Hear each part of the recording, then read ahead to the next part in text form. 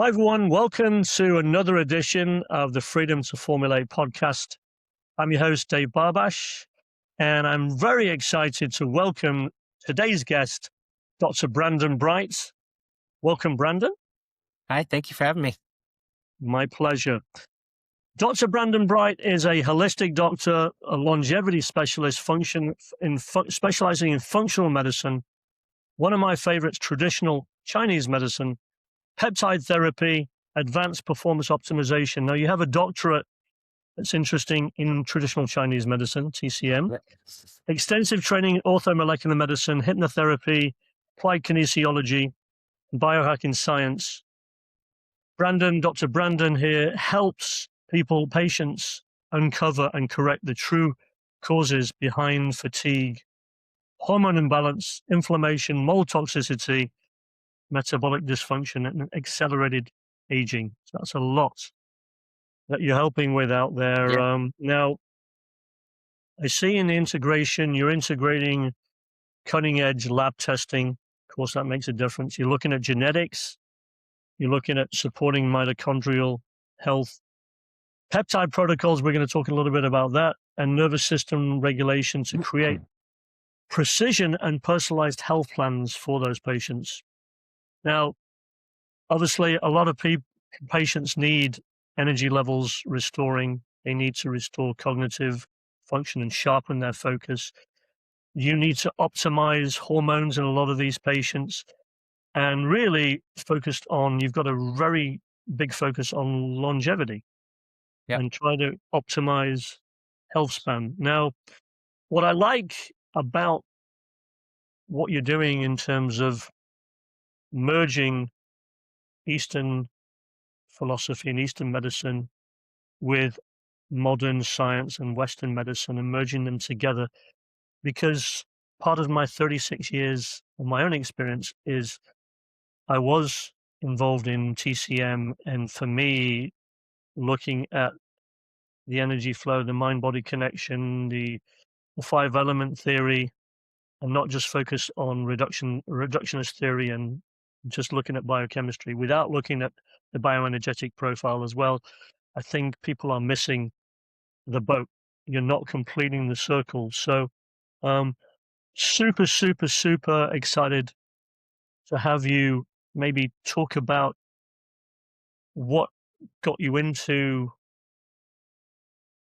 medicine, what got you into TCM, and what made you get into more of a holistic, deeper dive. Could you tell us, the audience, about your own background, and maybe before we get into a deeper conversation within the practice? Yeah. Yeah, I grew up playing sports, broke a lot of things growing up. My collarbone, ankle, both my wrists, right hand twice, fractured my back, um, sprained all my joints multiple times. So I spent a lot of time in physical therapy and in my orthopedic. Never got sick though, really growing up. So I was always my immune system was always pretty strong. I knew every year if, how to put my doctor on there. I didn't know who it was other than my ortho. So I said, if you have to call someone, it's probably him. So started with a lot of broken bones, and then I got really fascinated with hypnotherapy and hypnosis when I was like 16 in high school. So kind of dove into that, and was researching that. Got into NLP, neuro linguistic programming. Then one of my mentors took us out to Sedona and taught us how to see auras and energy and do past life regression and all kinds of cool stuff like that. So I wanted to get Mm. a little bit deeper into the energy medicine. I did some deep dives into cancer and vaccines and stuff at the time, and didn't really seem to make much sense to me how we were still using these things. They didn't seem very successful, the treatments. Um, and so just kind of wanted to do more of a holistic way to heal people. And so wanted to get deeper into the energy medicine as well after Sedona. So acupuncture was about as deep as you get into that. I'd never tried it before. Oh, And so wow. I asked everyone, that had tried acupuncture, what they thought of it. Did they like it? And 9 out of 10 people loved it, had great things to say about it.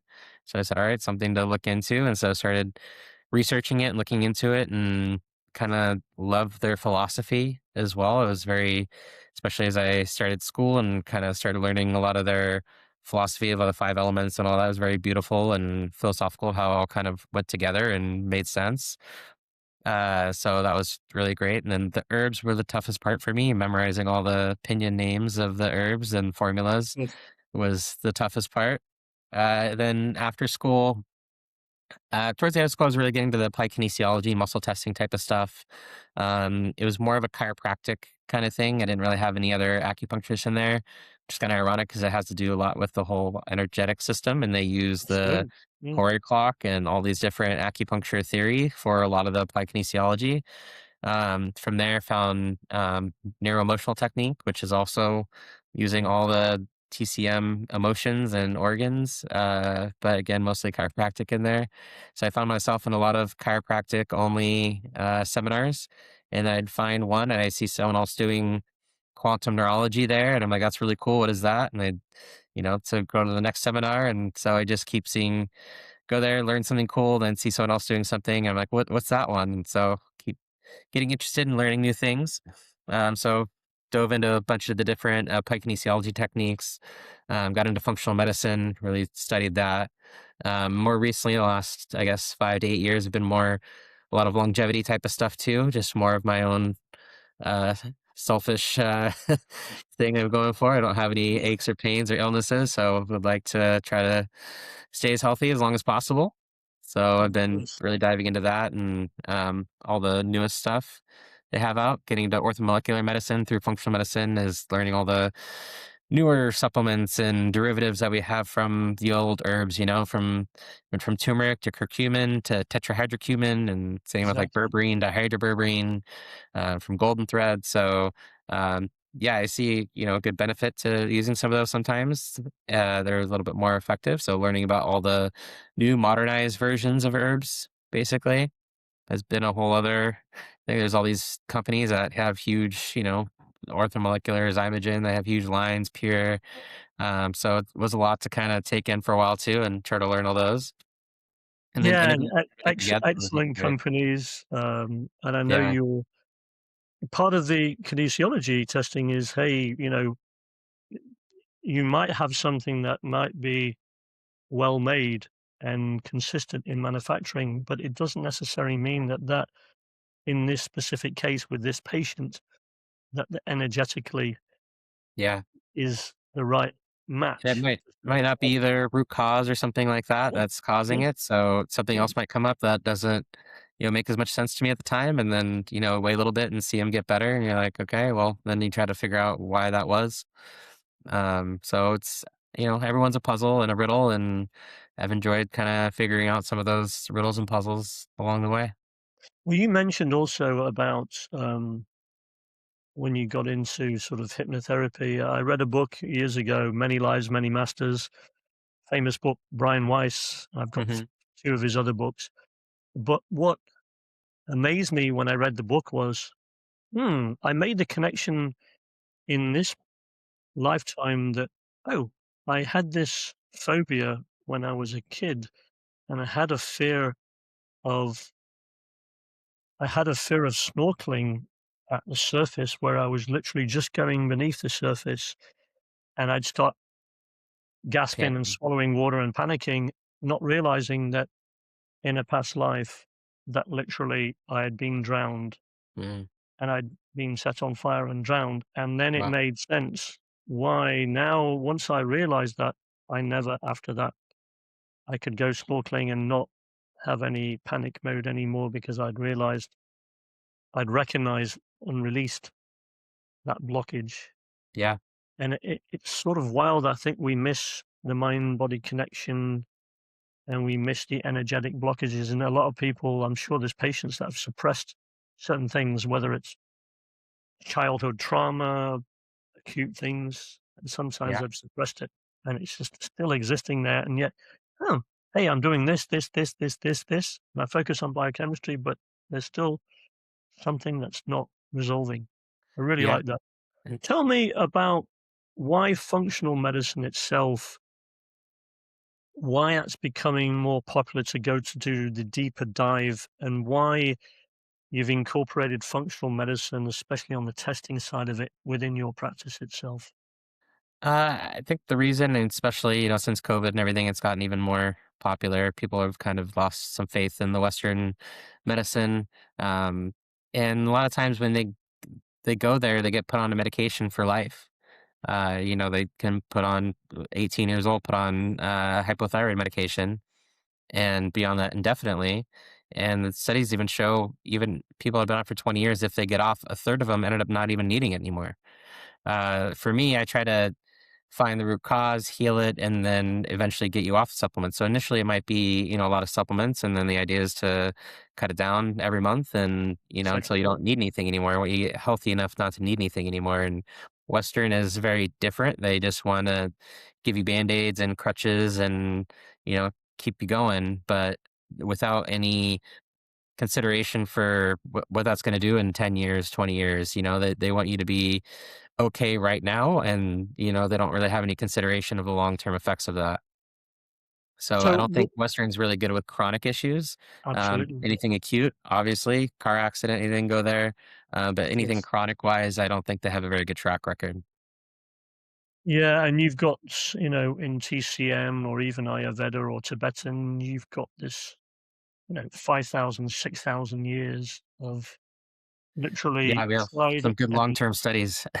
long-term studies, and they have, you look at this, the data, there's thousands and thousands and thousands of study data to support Yeah. that. Mold toxicity and the burden sort of these biotoxin illnesses that we're seeing, especially in the pandemic and more Yeah. recent, we've seen an up curve in that. Can you explain to the audience why you think it's becoming more widespread, and also how you think patients should approach it, or even practitioners should approach it? I get a lot of people in that have mycotoxins and mold, and it's a tough one because they have so many symptoms going on. And so that's one of the first things when I see like my income thing with all these different symptoms and things going on, like one of the first things I'll think is something systemic like mold. Uh, and it can be tough for a lot of people to diagnose because it can come in as, all kind like brain fog, weight gain, hormone disruption, hypothyroid. All those things will go back to mold. And hypothyroid, they just give you Synthroid. Okay, here you go. And then we'll have brain fog and weight gain. And well, it's just your thyroid. Well, then why is the thyroid doing that? It doesn't just slow down for no Exactly. reason. Check antibodies. There's no antibodies there. If there's antibodies, then it's probably coming from your gut in Hashimoto's. But then if it's not, then it's probably environmental, whether it's viral or mycotoxin. Yeah. My girlfriend, for one, is very sensitive to mycotoxins. She goes hypothyroid all the time after we go to Bali and there's mold in the villas, or she went to Dominican Republic for a wedding and mold in the Yeah. hotel. So, Miami too recently and mold there. So she loves tropical places, but a lot of them just have hot humidity. It's impossible to avoid. I don't know if it's more rampant now. I think just people are becoming a little bit more aware of it. Western doesn't really do any mold testing. They don't really think about mold being an issue. But it's very common, especially depending on where you live. It's hot and humid. You have air conditioning. You have front loading washing machine. Sometimes that area gets moldy.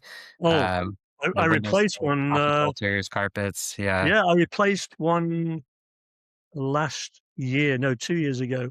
We had inside the I forget what it's called, but inside the inside tub of the washer, the clothes yeah, washer, you could start to see this almost like black gunk coming in there, and yeah. we also replaced the, dishwasher. Okay. Yeah, and we went to, like, stainless steel that no potential plastic parts and I have a patient so right forth. now that She the fridge, you can get water and stuff out of the fridge, but the thing wasn't plugged in fully in the back and was leaking for Mm. years. And so it damaged like all of her cabinets and everything had to get cut Oh, out. And I'm no. spending, over $100,000 to try to remediate and repair her whole kitchen. And she's been sick for a while. So we found mold and, I mean, he can't really heal from it unless you fully get out of it. I have another firefighter. Also, he would feel good at home and then go to work and then come back just feeling irritable and low energy and all this mitochondria stuff. We started working with things and I'm like, there's something else going on here. I think you have mold. And he's like, I saw some at the fire station and I saw a report 80% of fire stations have mold. I'm like, it's going to be tough to, completely clear everything. If it's like we're bailing water out of a sinking ship, if you're staying in it. Yeah, it makes sense the environment that they're in. Wow. So, Hmm. yeah, it's tough. And then the city doesn't want to do anything about it. So I'm like, I don't know what you can do really at that point. He's transferred to a different fire station, but again, a lot of them are moldy and old. So, yeah, it's Wow. going to be tough. And But the approach with approach to it, yeah, I'll do like if they can do hyperbaric, I will do things to like antifungal herbs. I like a lot. There's golden thread, morinda, malia, biocidin is a good one too to help yeah, kind of clear some of the mold, and that'll boost their detox. Like I'll use liver sauce for clearing the liver and the gallbladder. Might be like a glutathione complex to help boost their glutathione to help kind of clear all that out. And it could take months to fully clear all the mold out of the system, unfortunately, and get their brain working better again. So after all the mold's out, then we got to start healing, repairing the mitochondria because it's broken down all the mitochondria from, who knows how long they've been in the mold. So after that, then I'll use some peptides and stuff too to help build the mitochondria and some nutraceuticals from PQQ, CoQ10, methylene blue. yeah, Um, I, I like mitochore and stuff for some of the basic nutrients. And peptides, I'll do like SS31, which really helps heal, repair like the membrane of the mitochondria. MOTS-C, which helps boost all the mitochondria in your muscles and your body, and then humanin in your brain, and just get the like kind of lights turned back on for them. It can be, it's huge definitely turning the difference. lights back Yeah. on, flipping that switch. Do you do anything with urolithin A at all? Yeah, urolithin A, I like that one too. Also help clearing out the old mitochondria, mitophagy and stuff, and getting new mitochondria in there. So I'll definitely use some urolithin A as well. So I Yes. do like that one too. Yeah, it's one of my new protocols, using urolithin A. I really like that a lot. Yeah, So much, we were talking before we started the podcast, even like, spermidine. I'm a big fan of spermidine, and that's yeah. in my longevity protocols. You mentioned peptides. What peptides are you using, like BPC 157? Are you using more of a broader sort of approach? Yeah, the majority BPC 157, TB 500, the Wolverine stack use all the time in my clinic for, anyone with aches, pains, arthritis, recent surgery or anything like that. Definitely I'll get them on the Wolverine stack to help with healing repair. Awesome. Uh, Most people notice in like 24 hours, a little bit less pain reduction and inflammation going on there. So that's definitely important. It helps kind of create new angiogenesis to like healthy tissue, which creates new blood flow and Okay, yeah. so it can heal and repair. It's not like a steroid where it just reduces the inflammation and it can get worse later. It's actually helping with the healing portion of it. I'll use for like viruses, bacteria type of stuff. LL37 is a really good antimicrobial. Yes. I'll use which other ones? Some of the like GLPs and stuff like that for people with weight loss, and then I'll transfer them to the ipamorelin, CJC, some of the HGH peptides to help with more body composition, energy, sleep type of stuff. I'll use some for longevity, like epitalon, which helps with your circadian rhythm at night. It helps extend your telomeres. So that's been really helpful for Yeah. people. And the copper peptide, I like Nice. that one more orally. Injection kind of stings. Didn't love that part of it. I did it for like 5 days, then my whole stomach was hurting. I'm like, okay, I need to find something else for that. So liposomal for that one. But yeah, I've just been experimenting with all these different peptides for the last 8 years and really loving it. They're getting more and more coming out orally in liposomal form. I'll use like CMEX, Selink, Dihexa for the brain and helping kind of repair some of the neurotissue in there, whether they have Alzheimer's or Parkinson's and stuff like that. I'll use some of those anxiety. They all help a lot for that. I'll take some of those stacks in the morning to help myself just for like a nootropic stack to, get Always. going and feel, yeah, have a lot to do that day. I'll take a bunch of those and, feel like a superhuman and knock out a bunch of work. and get That's creative. great. So I yeah, the think I peptides are see great. the power in it. I injured my shoulder about 2 years ago, and it was really bad. And the BPC 157 was a godsend, absolute Yeah. godsend. I think Um, KPV is another good one I like in there. It helps a lot with the inflammation. Thymosin yeah, alpha on your immune my system. ESR went to 80, and my C-reactive protein went to 53. Yeah, So it was an acute shoulder injury, and I'd got it down within a few months. I'd got it down to zero point 0.3 and 6, and they told me I'd had to have I damaged the AC joint, and I needed rotator cuff surgery, and I didn't have the surgery. awesome. And they thought I had a tumor near the deltoid, and it wasn't a tumor. I went to Duke Cancer Center, and it Hmm. wasn't a tumor. I told them it wasn't a tumor, and they said, "You're one of two patients that stumped us in the last 2 years." And luckily, I was right. But Yeah. um, within it, we have, a relationship with you and Dr. Bright, yourself, and the clinic. Um, Tell the audience a little bit your experience of using personalized nutrients and potentially where, for some patients specifically, where personalization makes a difference. Especially the top two are my longevity patients and my cancer patients. So the longevity, it plugs into like Nutrieval, and we're just talking about Therium and some of these other 3x4 genetics and some of these advanced testing, and where we can get their deficiencies and exactly what they need. Whereas just a generalized vitamin might not have enough vitamin methylated beach bulb in there, or magnesium, or some of whatever they're deficient in, and so that we can kind of personalize exactly their nutrient deficiencies, and then it just kind of plugged right into your platform there and created their customized vitamin, where they're not having to look at 10 different bottles, and pack it. They can just pack the same capsule and split that up into, multiple times a day. So that's been helpful. The cancer one, I'll follow this lady Jane McClellan. She does how to starve cancer using some of the nutraceuticals.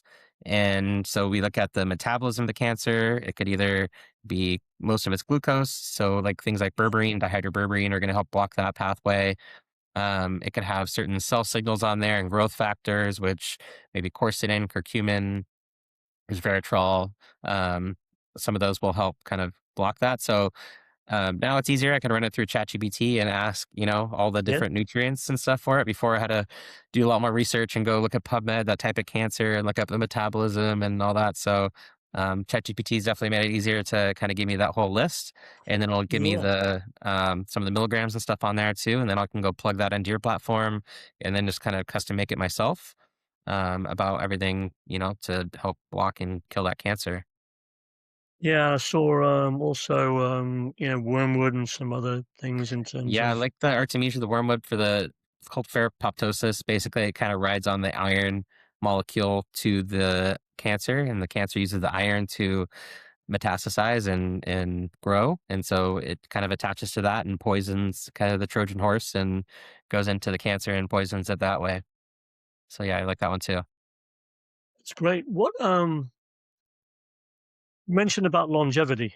That's becoming like a really sort of growing space in the longevity space. Yeah. Your experience in that, maybe share some of your own experiences with your patients with in terms of longevity. What brings them in?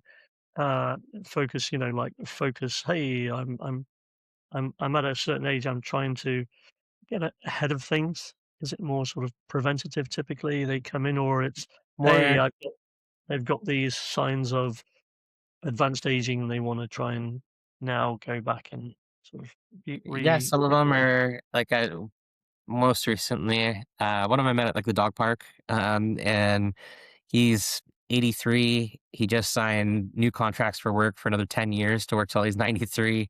It's And amazing. so he has a daughter in high school and one that's just starting college. So I don't think he started having kids till he was like 60, 63. And so I was like, all right, we got to, keep you going. At least you got some young kids and 10 more years of work there. So, Absolutely. yeah, we tested him. He biologically was around the same age as he was chronologically.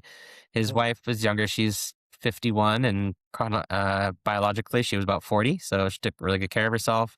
Yeah. I told her, we can move yours a little bit, but we should be able to move his quite a bit. So yeah, we was able to bring his. We're going to be testing his biological age here this month, and we'll see how much we've moved it down. But I would assume, close to 10 years or so, we would have brought it down. He's lost about 40 pounds of weight. That's Um, great. and then we've been on all the gone through different levels of extending telomeres, improving DNA. His blood sugar's down. He was diabetic before, so now he's out of diabetes. So yeah, I'm interested to see, how that's going to affect his biological age. I imagine quite a bit. So even just 1 year, if we can reverse your age by 10 years, that's, pretty amazing. And I've definitely seen it a few times. So Yeah, I was sharing an example before we started the podcast today where, I have one client in two extremes. One patient, 34, biological age showed up as 19, and then the other one, when they ran the true age report, a 64-year-old businessman that did not take care of himself, chronologically 64, biologically 91. So, yeah, the cool thing was when he did the personalized supplement, a few months later, it literally he went from needing 41, 40 plus ingredients in the protocol, and now he was down to 18, and all the markers, he was just like leaning less, less, less than this, and he was just trending, starting to come the other way. So yeah, making those changes, but they also have to not rely, like you mentioned, um, you don't want to just rely on this crutch. You need to make these changes. So yeah, you need to go back and focus on stress management, focus on lifestyle changes, focus on food, improving where you're sourcing your food from, what you're eating. The feeders, of course, you mentioned cancer, the glucose and yeah, the feeders. Um, yeah. I I figure love if what we, you're doing because I think if we could get physicians and patients thinking holistically, where it's not just the old Western reductionist theory type of thing, where you can yeah, literally address the whole person, and the whole person is not just biochemistry, it's also bioenergetics as well. So yeah. love what you're doing. What's a final sort of maybe final thing you want to share with the audience? Um, yeah, if they, I mean, there's a lot of, I've seen so many people out there that go to Western medicine, just think there's no help and stuff too. I just seek out other people in other fields and get another opinion. When they say there's nothing they can do, I mean, that's just what they've learned and what they know. And there's so many other variations, whether it's a naturopath, an osteopath, acupuncture, chiropractor. They're all going to have different philosophies and different ways to, help you. So, yeah, don't lose faith. I see so many people that I get so down on their, luck. I'm often the last person they come see. So yeah, it is amazing to be able to get to see them finally get some hope and stuff in their eyes and feel better, after so long. So don't lose hope. Go seek some other people out there in the field that maybe practice something different, and you get a different view and opinion. And I think first of all, thank you for sharing that with the audience. It must make you feel really good at night where you see these 180-degree turns in Yeah, people that felt at one time abandoned, not heard, or felt that they'd come to literally the precipice and that they were about to give up hope, but still residing and holding on to the last grain of hope. That last grain of hope is what was needed to then, take that next yeah, step. yeah. And it's tough to see, all the time, but and some things that Western medicine still does kind of blows my mind, especially a lot of these GI doctors, I'll have someone eat something and then not feel good after, and they just scope, scope, scope because that's what they're getting paid for. They're not going to do a stool test. They're not going to look for these pathogens. Yeah, it just blows my mind as a GI doctor. And I've had other ones ask, "Oh, I did this GI map." They're like, "I don't know how to read that." Like, wasn't that what you specialize in? How do you not know how to read, a stool test? But they just have such old school, archaic, labs, and then they just go by what they get paid for. and they just kind of ignore the 99%, which kind of blows my mind. Yeah, and I see that in the labs that we typically see. I'm dealing with functional medicine doctors and integrative all the time, and you'll see it. Most of the, like, for instance, on a GI map, for instance, you'll see, oh, okay, fecal zonulin, ooh, okay, out of range. Hmm. Most patients typically butyric acid deficiency, and then, Yeah. then just you'll go through and you go, this is just giving you the blueprint right here, where I'd wish I'd been introduced to this field 30 plus years ago when I got into nutraceuticals. But now I think is a great time because you've got so much information available Yeah. right now to provide. And you've got the ultimate in information because you're reading information from both sides. Yeah. And you can read a total person, not just one snippet, you know? Yeah. So I want to thank you, Dr. Brandon, for coming on today. We'd love to have you on again. Um, Holism is where it's at. And I love that you Absolutely. are part of that. To me, you're a light warrior. And we do appreciate you. Keep an eye out. You mentioned about GLP-1. Hmm. For audience out there, new ingredient out there, just a new ingredient to check out for in the future. It's called DigloFit, Diglomera. It will help in 16-week trial, 295% increase in GLP-1 natural secretion of GLP-1, 55% increase in HDL, 69.4% decrease in triglycerides, increases particle size, 49% drop in LDL in 8 weeks, and systolic 16 and 11% systolic diastolic changes, 10% drop in insulin, 21% increase in adiponectin. And it's due to the polyphenols in this fruit spice that's used as a culinary spice in Cameroon, in West Uh-huh. Africa. And it's getting these absolutely That's super insane. bitter. Yeah, it's actually called it's Is that DNF? Dicrostachys glomerata, and it's known as Diglomera or Diglofit.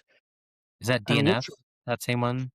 Is it which one? DNF? Is that different? There's a Oh, DNF it's different. It's peptide. different. Yeah, Different. it's Okay. different. It's different. Yeah. So known as Diglofit, Diglomera, and um it's a fruit spice that's used in Cameroonian diet, and it has Hmm. been for years. So check that out Yeah. if you can, because I know when you get it from nature and it's known and the polyphenol contents there, anti-inflammatory study, human study, 1 a day study, 2 a day study, also the anti-inflammatory study, and 10 peer-reviewed published clinical trials.